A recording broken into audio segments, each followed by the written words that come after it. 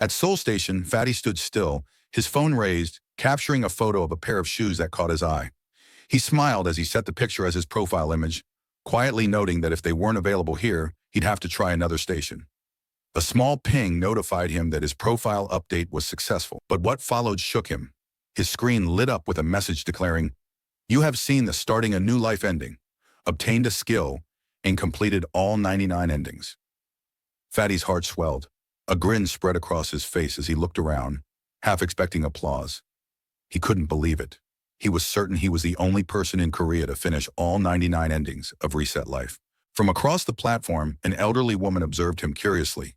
She marveled at how engrossed kids could be with just a phone and scoffed silently, wondering why her daughter-in-law was so insistent on taking her grandchild's device away. But as a train passed between them, breaking her line of sight, something changed. When it cleared, Fatty sat slumped, his expression darkened with an inexplicable sadness. The old woman's heart shifted. She began to understand her daughter-in-law's concern and decided, yes, she would confiscate her grandchild's phone after all. Just then, Fatty's phone rang. It was his mother. "Where are you?" she asked sharply. "I'm at the station," he replied. "Which station?" Her voice rose, suspicion already simmering. "Not another homeless shelter, right?" In the background, his father's muffled voice chimed in, whispering that even her own father was furious this time. "Seoul Station," Fatty replied softly. His mother exploded. "The college entrance exam is in 2 days, and you're still wasting time playing games? Even if you won't study, at least come home." Her voice trembled with years of exhaustion. "I've endured this for 6 years." Fatty tried to calm her.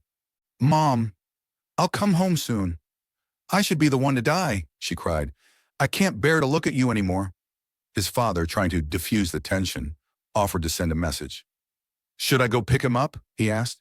She sighed, her anger unresolved but fading, and nodded. A moment later, Fatty received his father's message. "Do you have money for a taxi? Should I come get you?" "Your mother is still furious. She's been doing planks for 5 minutes straight. Come in quietly," Fatty replied with a soft apology. He thought about turning off the game and heading home, but just then another message popped up on his screen. "Congratulations! You've completed all 99 endings.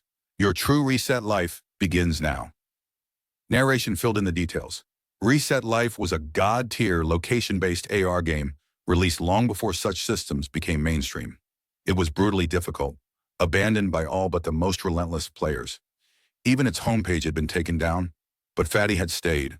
In one route, he started as a failed law school applicant and ended as a respected prosecutor. In another, he was a street performer who climbed to the top of the Billboard charts. Reset Life gave him the dreams real life had denied. It had become his world. A new screen asked him to choose one skill to inherit. Overjoyed, Fatty selected the skill he needed most. But the screen didn't change. Confused, he stared. Then a final message flashed.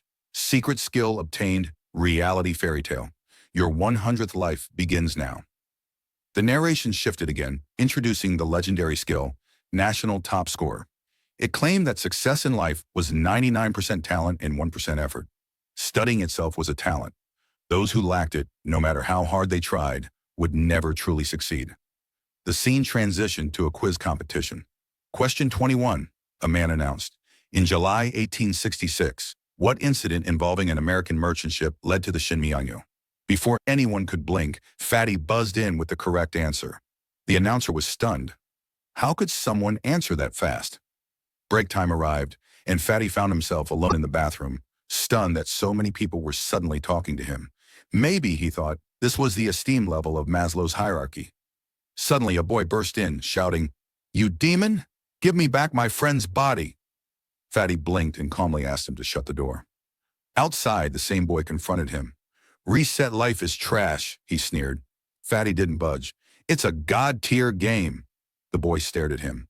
"Did you seriously memorize 50,000 textbook files just to get the national top scorer skill?"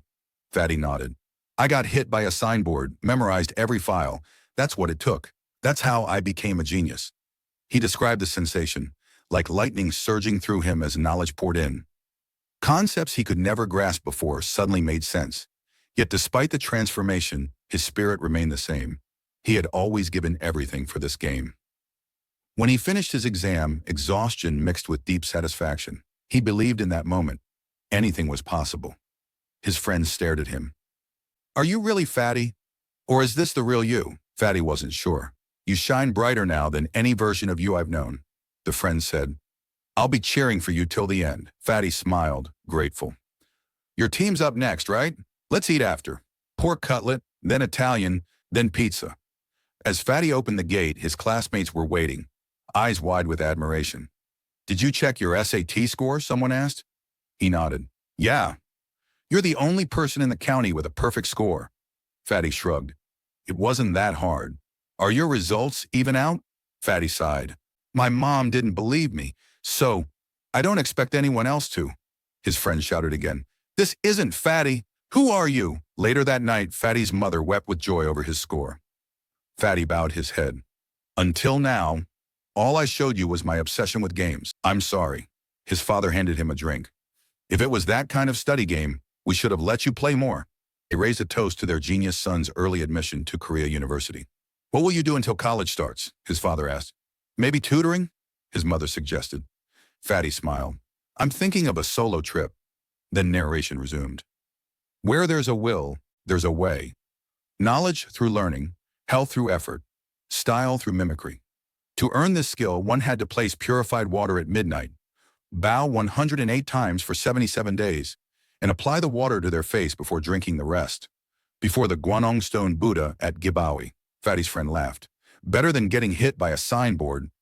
Fatty explained he cheated the process once, posing at Bonguna Temple for a photo.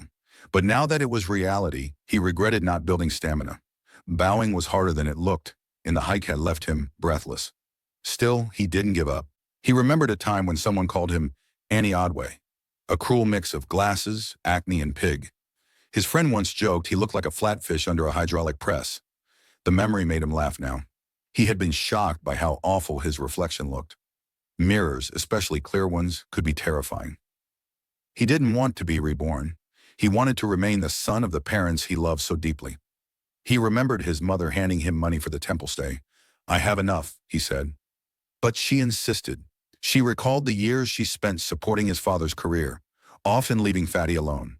She had let him game, thinking at least he wouldn't go hungry. You've grown up well, she whispered. Thank you. I love you. Standing before the Buddha, Fatty made a vow to return as a son his parents could be proud of. On the 77th day, a monk approached. Jinho, he said gently, calling Fatty by his real name, are you ready to descend the mountain? Jinho, now transformed, confident, and radiant, smiled. Yes, thank you.